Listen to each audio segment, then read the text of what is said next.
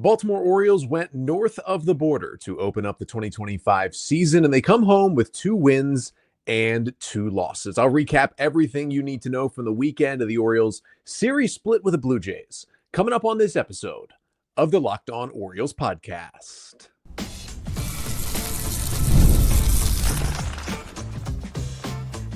You are Locked On Orioles, your daily Baltimore Orioles podcast.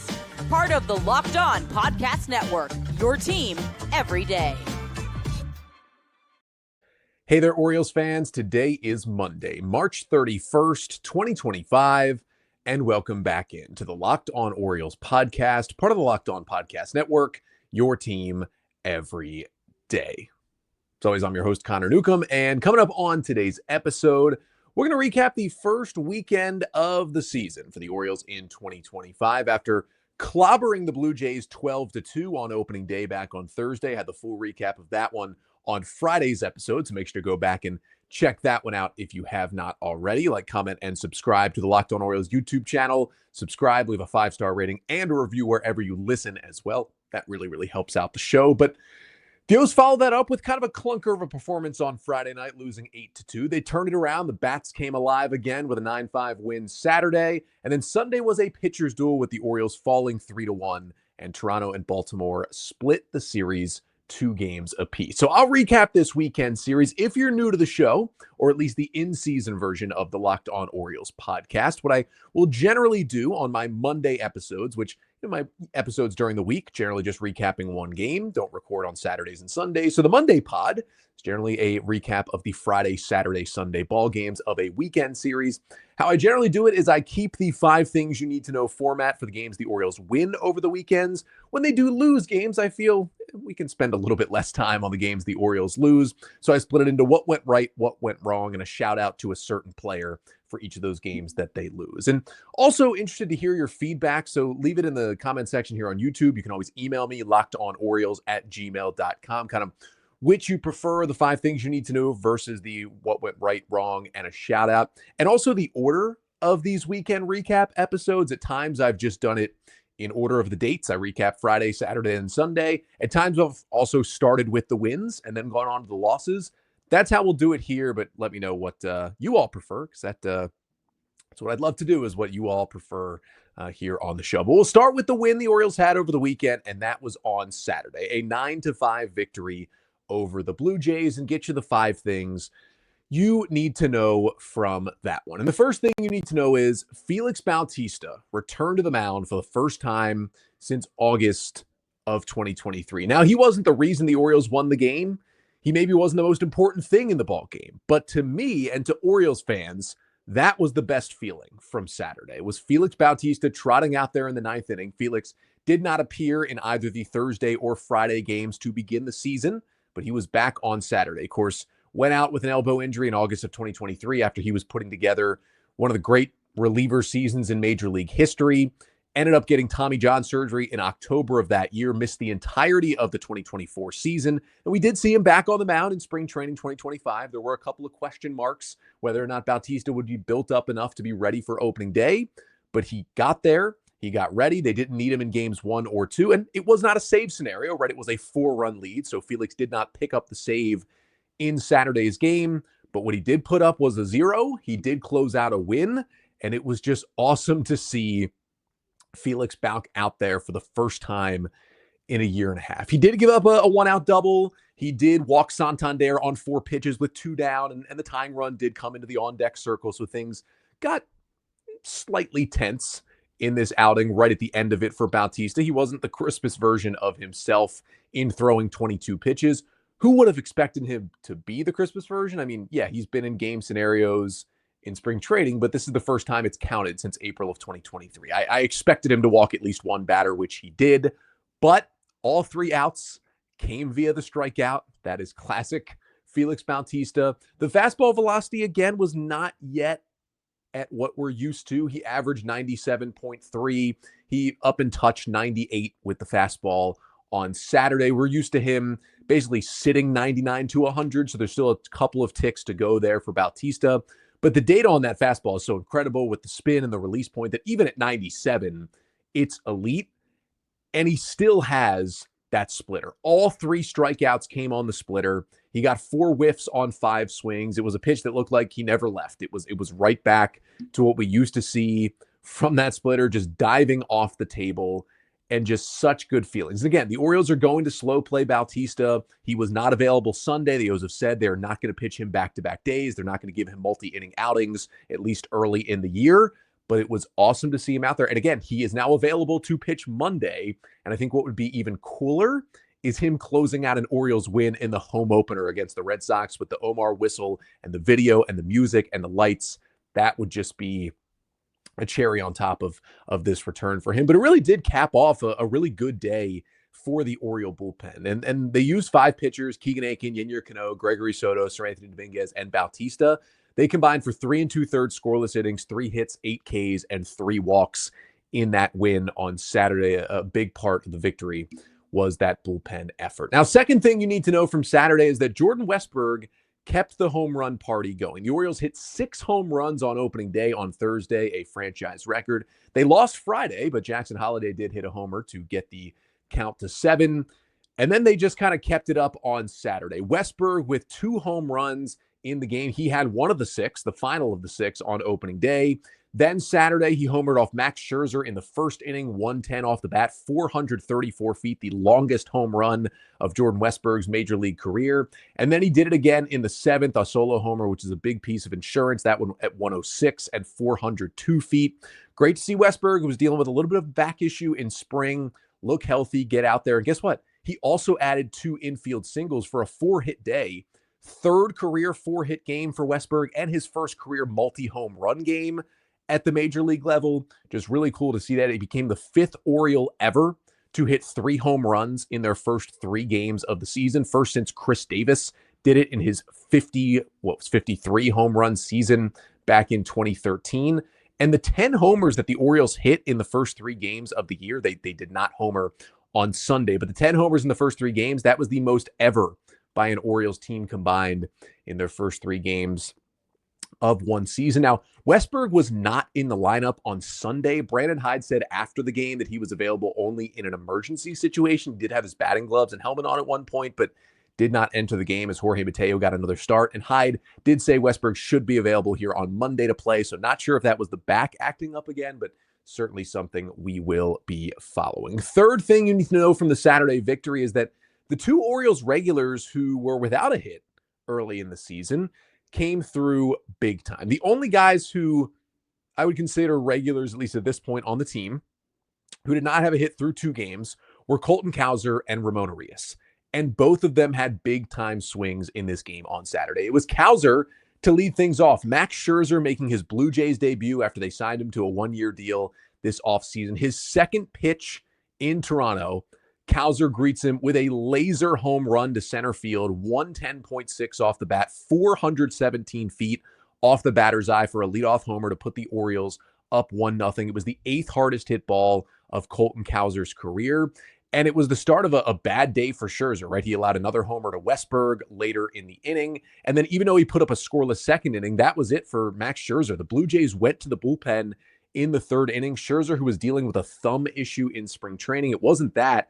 They said he had some sort of lat issue that took him out of the game. He's already been placed on the injured list, so not good news for the Blue Jays right there. But the Orioles certainly took advantage because the Blue Jays bullpen had to cover 7 innings in that game on Saturday, and the O's beat up on that Blue Jay bullpen. And Ramon Arias had the biggest swing against the bullpen. He came up with the bases loaded and 2 outs in the 4th. The Orioles were trailing 4-3 at the time, and Arias' first hit of the year could not have come at a better time. Smacks a bases clearing double to flip the game, put the Orioles up 6-4. It was part of a 3-hit game for Arias, who only had 3 separate 3-hit games in the 2024 season. He gets one in the 3rd game of 2025.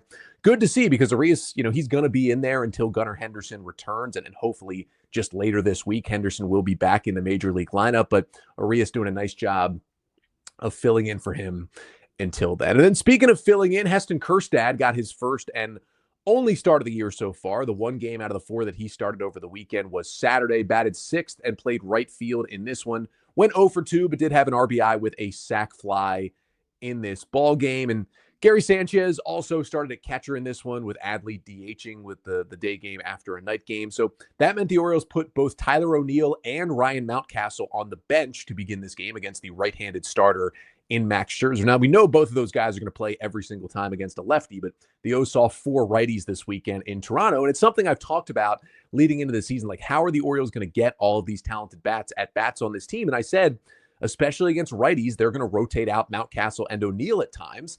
And they actually did both of them on Saturday to make sure that Gary Sanchez could catch with Adley still playing and to get Heston Kjerstad in there for the first time.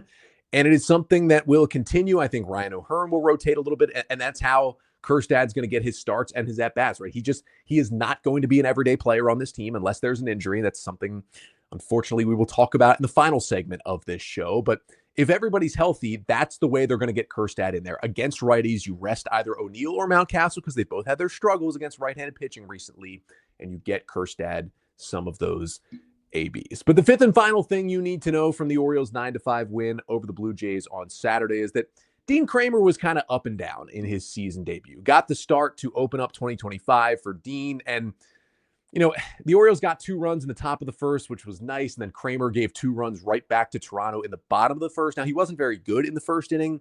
Colton Cowser made a bad throw on a fly ball to left field that basically cost Kramer the second run that ended up scoring in that inning. If he throws a ball to third base, it's probably a 2-1 game still after 1. But, Kramer is throwing the cutter really well. It had some wicked break, more than we are used to seeing from Dean. That pitch got 4 whiffs on 9 swings. The fastball I thought was really humming along. Like, the velocity was fairly normal for Kramer. It was maybe a little bit up from what we're seeing. He averaged 94. He was up to touching almost 96 with the sinker and the 4-seam fastball, and he threw a good chunk of both of them on Saturday. So I really liked how the fastball was moving, how it was humming. I thought he had good command, good zip on that pitch. He struck out Santander with a wicked cutter earlier in the game. I think the difference was because you look at Kramer's final line and it wasn't very good. It was the reason why the Oriole bullpen had to cover so many innings. It was the reason why, despite scoring 9 runs, it was kind of a close game. Kramer goes 5 1/3, 5 runs, 5 hits, 6 Ks, 2 walks, and a home run on 81 pitches to begin his season. And it was just because he didn't have the splitter. It's something we talked about, that the pitch that he added in 2024, it is his best pitch metrically. It's the pitch that is going to carry him to new heights if he can get there this year. And it's going to be the difference maker for him. And he just didn't have a feel for it at all. You could tell not only from the ones he was throwing, like just watching the splitters he threw, didn't have the same kind of movement, didn't have the same kind of bite. It wasn't the same pitch, but you could also tell because he only threw 9 splitters in 81 pitches. It was his least used offering for Kramer out of the 5 pitches he threw: 4-seamer, cutter, curveball, sinker, and splitter on Saturday. And that's a pitch during spring he was throwing second most behind his 4-seam fastball, especially against lefties when he was really humming. So the fact that he only threw 9 tells me he just didn't have the feel for it. And when you don't have the feel for your main strikeout pitch against at least a solid lineup in Toronto, it can be tough. It was nice to see him grind out and still pitch into the 6th inning despite the struggles he had early, giving up the home run to Jimenez, having the tough first inning. But he will grow from here because he will have that splitter when you don't have your best pitch. It can be really tough to have a good day in Major League Baseball, but the offense picked him up, and the Orioles won it 9-5 on Saturday to, at that point, go up 2-1 in the series. And that is because they dropped Friday night's game. Kind of a clunker, losing 8-2. Tell you what went wrong in that one coming up next. But first, this episode of the Locked On Orioles podcast is brought to you by FanDuel. March Madness is here, and FanDuel is giving you the chance to get in on the action like never before. Right now, new customers can get $200 in bonus bets when your first $5 bet wins. That's $200 extra bucks to use on everything from buzzer beaters to Cinderella stories and even who is cutting down the nets.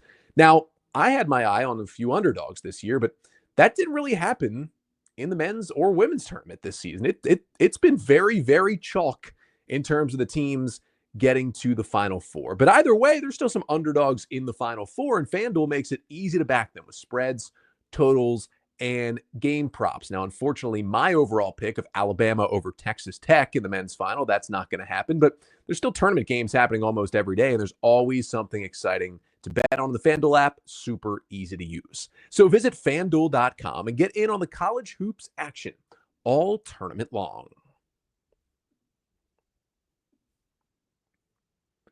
So moving from Saturday's win, we go to Friday night's loss. An 8-2 final in that one ended up being the Orioles' first loss of the year. And we start with, despite it being a rough performance, what went right for the Orioles in that 8-2 loss on Friday night? And that was Jackson Holliday had a nice night. His first home run of the year in the third inning, 109 off the bat, 425 feet to left center field to put the Orioles up 1-0 at the time. Was a really good swing. It was a guy who struggled against fastballs, even fastballs in the zone in his rookie year in 2024. But this was, a 93 mile per hour fastball from Kevin Gausman. He got on it. He ripped it the other way. That's kind of Jackson Holliday's natural power, is to the opposite field, is to left.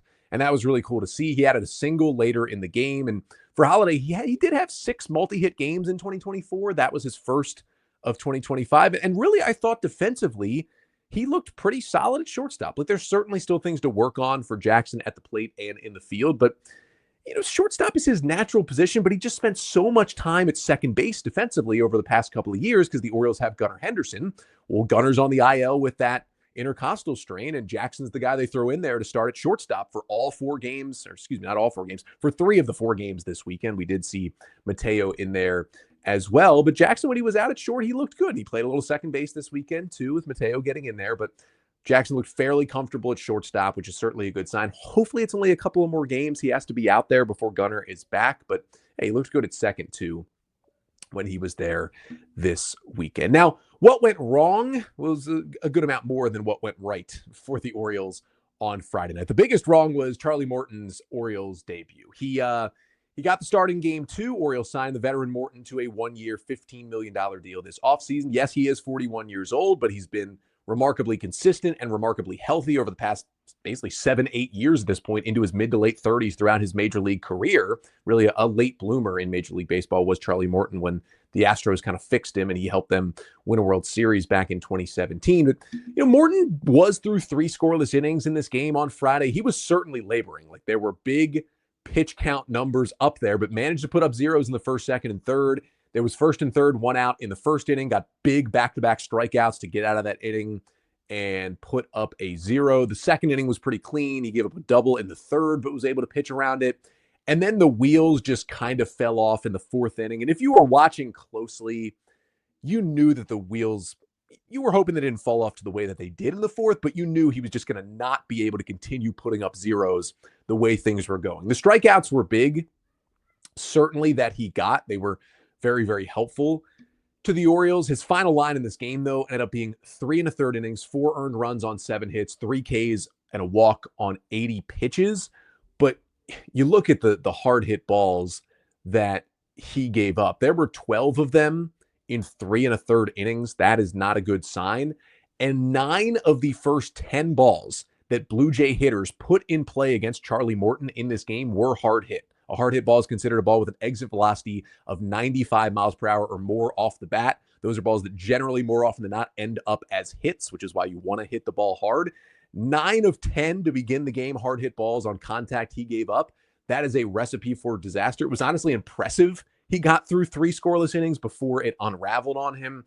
And then he opened up the 4th. The Orioles had a 2-0 lead. At that point, you're just like, Morton, can you get us through 5, maybe allow a run or 2 and get out of there? Because he clearly did not have his best stuff. I mean, do not think that this is what the Orioles are going to get from Charlie Morton every time he goes out there. That was not nearly the best version of Charlie Morton. It was interesting that he touched up to above 97 miles an hour with the 4-seam fastball, and he was sitting 95. That was good velocity to see. Maybe he was a little too amped up for his first Orioles start. The fastball got some whiffs. I thought the curveball looked good at times, but he just didn't have the perfect command. It was either a walk, which he didn't do a ton of, but the big walk was the one with the bases loaded in the 4th that let in the first run. And he was just a little errant with the command, too many balls in the middle of the plate, and that Blue Jay lineup just jumped on him. And then that 4th inning again, it goes single, single, single to load the bases.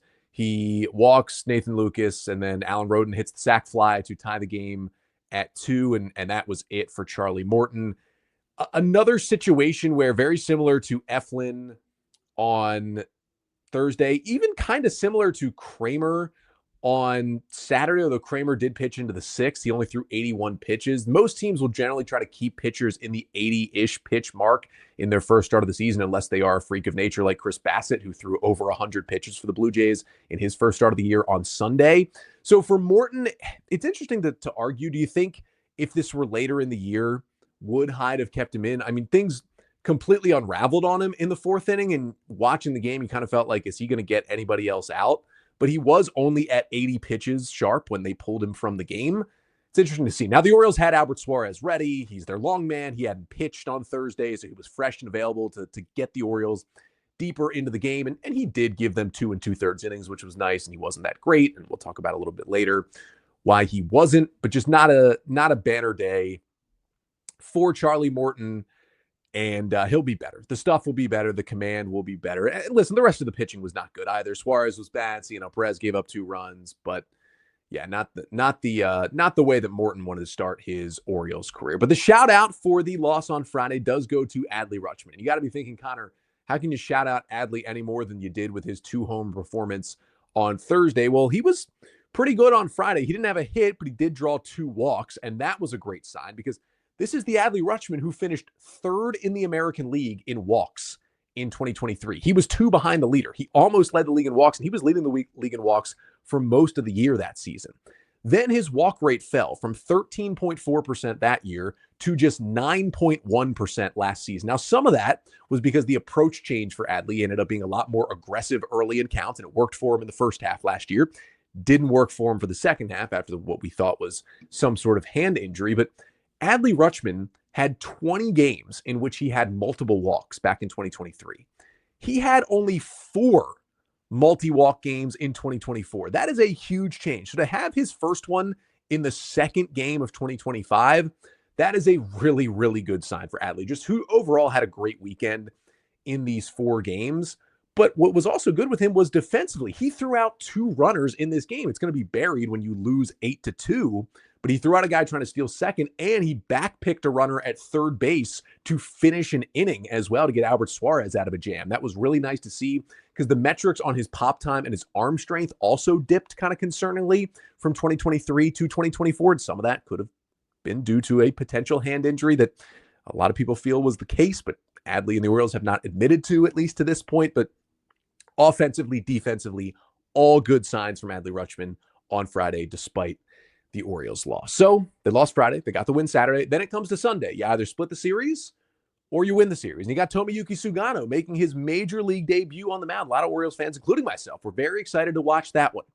He wasn't bad, but the start did not end the way we wanted to, and the Orioles lost the game to split the series. I'll tell you what happened to finish off the show coming up next.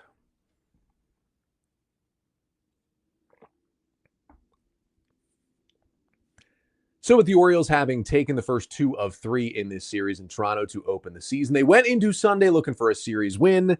Instead, they left with a series split. Final score, Blue Jays 3 and Orioles 1 on Sunday as the O's leave Toronto with a 2-2 record coming back home here on Monday. But let's start with what went right in the Orioles 3-1 loss on Sunday. That was the Orioles had base runners in this game. They hit the ball hard, they got on base. They gave themselves plenty of chances to score more than 1 run. They had at least one guy reach base in all 6 innings against Blue Jays starter Chris Bassett, who just has not been good against the Orioles in his career. Over a 5 ERA against Baltimore. He just continued to wiggle out of these jams time and time again. Big strikeouts, big groundouts, big flyouts, got the outs when he needed it. But the Orioles offense put themselves in those spots. And these were kind of the things we were talking about, not as much late last year when the Orioles offense really went cold. This was more mid-season Orioles stuff last year, even early season, where people were like, oh, they're not hitting with runners in scoring position, whereas they were one of the best teams in baseball with runners in scoring position, actually the best team 2 years ago, and they were below average last year. Those things are not sticky year to year. Those are very situational. It's tough to project those things out season to season, how they'll play. And the Orioles were still getting on base just as much, as not coming up with the big hit. And that's kind of what happened on Sunday. We saw 2 more hits for Ryan O'Hearn, both hard hit balls. He's now hitting 400 with a 57% hard hit rate and only 1 strikeout through 4 games this year. That's pretty impressive. We won't see a lot of O'Hearn the next 2 days because most likely we'll see back-to-back lefties on the mound for the Red Sox, so he'll be more of a pinch hitter for the next 2 outings, but he's been good. Ryan Mountcastle didn't have an amazing weekend, but he one-upped his ball from opening day. Remember, his double in his first AB of the year on opening day was hit 115.7 miles per hour off the bat. It was the hardest hit ball of his career. Well, he followed up with a single to lead off the 4th inning on Sunday against Chris Bassett that is now the new hardest hit ball of his career. Crushed it at 116.7 miles per hour off the bat. Now his best exit velocity. That's a good sign, certainly, for Ryan Mountcastle. Also saw 2 hard hit balls for Colton Cowser, Tyler O'Neill, Jackson Holliday, Adley Rutschman, Ramon Urias, Cedric Mullins, all had hits in this game on Sunday as well. The whole offense, except for Jorge Mateo, pretty much contributed to this game. It's just nobody came through with the big hit. In fact, like the only Orioles run came on a wild pitch. 1st and 3rd, 2 outs in the top of the 1st. Bassett spikes a curveball to Cedric Mullins. It gets to the backstop, and Ryan O'Hearn scores from 3rd to put the Orioles up 1-0. That was their only run. Now, and it was only produced because of some great base running from O'Hearn. He went 1st to 3rd on a Tyler O'Neill single and barely slid in there. Really aggressive base running to get to 3rd base, and then paid off huge because he was able to score on the wild pitch to the next batter. And that was it for the Orioles. They went 0 for 7 with runners in scoring position. It's not a crazy number. Sometimes you have these games where you go like 0 for 13, 1 for 16 with runners in scoring position. You're just like, how many chances can we have? 7 is a good amount. It's not a crazy amount. You'd like to be better than 0 for 7, obviously. They just did not come through with the big hit in this game. And I'd rather take 0 for 7 than 0 for 1, where you're just never getting in those chances. But again, they're going to come through as time goes on. It was just kind of a frustrating loss on Sunday. And really, Jorge Mateo didn't help. Now, he was in the starting lineup for the 2nd time this weekend.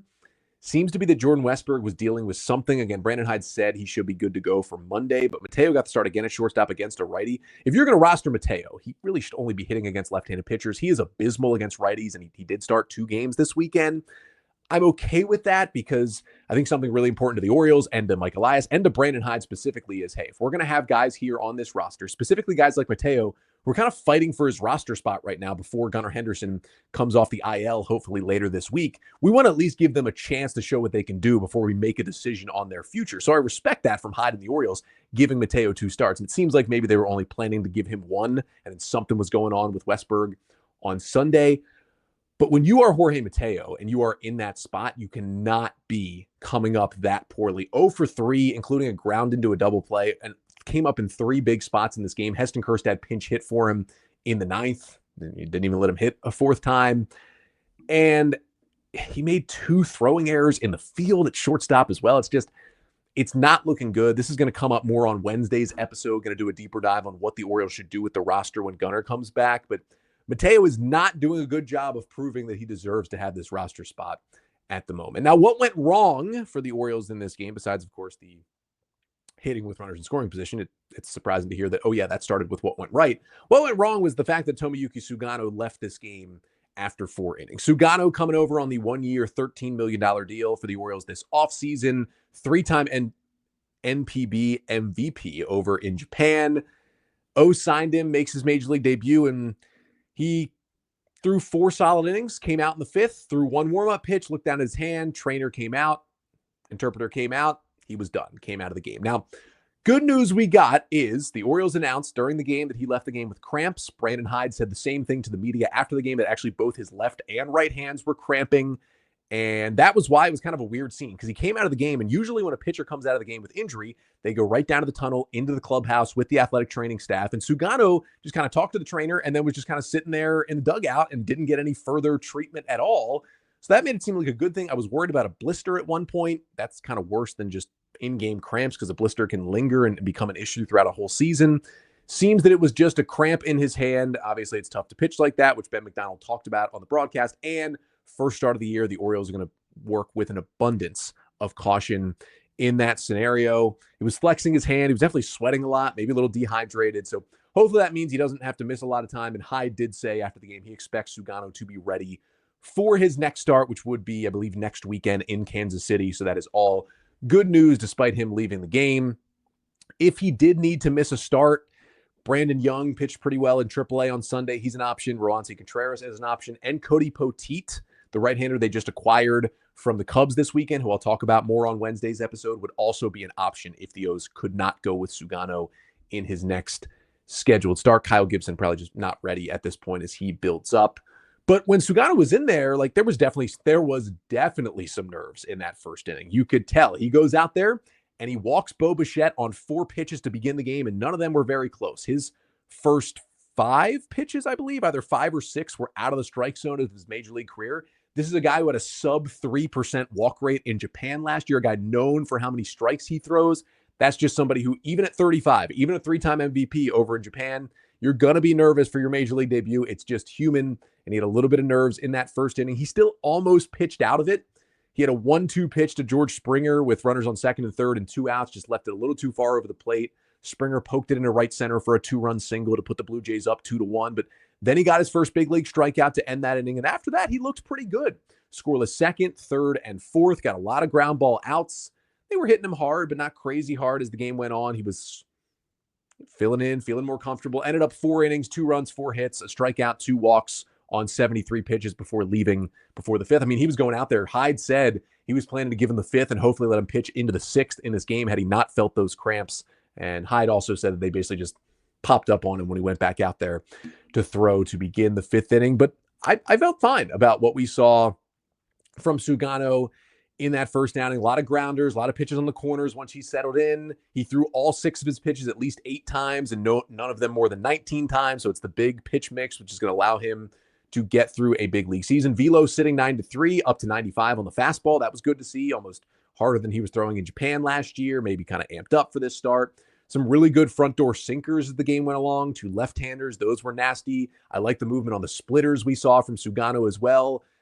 It's probably an overall negative because he did lead the game after 4 just as he was starting to settle in. But from what we did see in those 4 innings and those 73 pitches after he shook the rust off in the first, I liked what I saw overall from Sugano. And as long as he's good and he can make his next start, I think this is a positive first step in his big league career. And then the shout out for this game, the shout out does not go to an Oriole. Sometimes it doesn't when the Orioles lose. And you got to give a shout out to Tyler Heineman. Who the heck is Tyler Heineman? Well, he is the guy who made the Blue Jays as their backup catcher out of spring training. And we didn't really see him in the first 3 games, but he gets the start in game 4 to give a break to Alejandro Kirk. He's a former 8th round pick of the Houston Astros back in 2012 out of UCLA, 33-year-old switch hitting catcher who has 138 big league plate appearances. Or excuse me, that was bad math by me. 299 big league plate appearances coming into this game. And he was 0 for 2. He comes up there against Cionel Perez. Blue Jays are up 2-1 in the bottom of the 7th inning. Cionel Perez hangs a slider, and Heineman hits it out into left field for a solo homer to make it 3-1. Like, yeah, great for Tyler Heineman, but why is this really important? Who would have thought it would be Tyler Heineman that would break this incredible streak that Cionel Perez has been on? The streak was broken. Perez had gone 104 consecutive appearances out of the Orioles bullpen without allowing a home run. That was an Orioles record that was snapped with his 2nd appearance of the year on Sunday. And not a great sign because he gave up 2 runs on Friday and then gave up the home run on Sunday. Cionel Perez with that big sinker at 97 from the left side just doesn't give up the long ball. His first home run he had allowed since May 31st of 2023, when he actually allowed 2 home runs that day against the Guardians. And Perez does it for the first time in 104 outings. Is pretty incredible. And I mean, you would have thought it would be given up to Vladdy or Bo Bichette or Anthony Santander. No. Tyler Heineman, who had, in his previous 299 big league plate appearances, 1 home run. It came back in his rookie year with the Marlins in 2019. Funny enough, that one was off Zach Wheeler. So when Heineman gets his homers, he certainly makes them count. And it's not like he's been a power hitter in the minors and just hasn't found it in the big leagues. He never had a minor league season with more than 13 total home runs, and that was in the lower minor league. So not really a power hitter either. Brandon Hyde called it a, quote, terrible pitch that Perez threw to Heineman when he talked to the media after the game. But you cannot predict baseball. Sometimes funny things like this happen, and you got to give the shout out to Cionel Perez. I feel bad, though. I do have to shout out Brian Baker, too, because man, oh man, did he come in there with 4 Ks in an inning and 2/3 scoreless with a nasty changeup. Yeah, Brian Baker, telling you, He's a different pitcher now, and he deserved that final roster spot, and he has showed that in 2 scoreless outings so far. And then we do have to touch on Colton Cowser, right? I wasn't expecting to talk much about Colton Cowser for Sunday's game. It's kind of thrown in late. But when Cowser's spot was due up, 2 outs, nobody on, top 9, Orioles down 3-1. Cowser, you're expecting to come up, just try to get on base to get Adley up, representing the tying run. And then Gary Sanchez comes to the plate as a pinch hitter. And Gary has a long at bat, eventually strikes out against Jeff Hoffman to end the game and end the series. But you're thinking, there's not a lot of scenarios where Gary Sanchez would hit for Colton Cowser. Maybe if Cowser's struggling and there's a lefty on the mound, you would put Sanchez in there, but it was a righty, and Cowser swung the bat okay the last couple of days.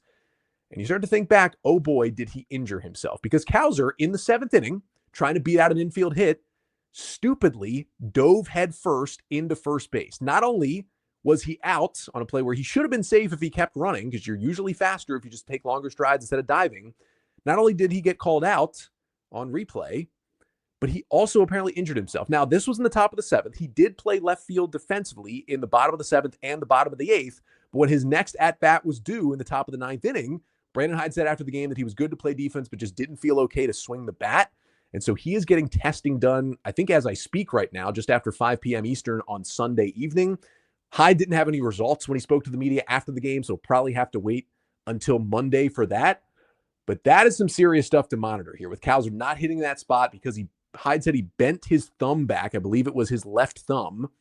Luckily not his throwing hand, but still an issue.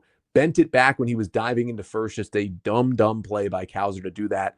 Hopefully it's not a long-term injury, but those thumb injuries, if you tear something or strain something in there, you can miss a good chunk of time with those kind of injuries. Obviously, the first name you turn to is be a lot more at-bats for Heston Kjerstad if Colton Cowser misses any time, but it's something we will certainly monitor and certainly bring up on tomorrow's episode, which will be recapping the Orioles home opener. It is today. It's been moved up 30 minutes because of some impending rain later in the day, so now a 2:35 first pitch on Monday. It's the Orioles and the Red Sox. It's Cade Povich, who won the number 5 starter job in spring. He'll start the home opener. And it's another lefty. It's Sean Newcomb. No relation, but it is Sean Newcomb who takes the hill for Boston. He won their number 5 starter spot.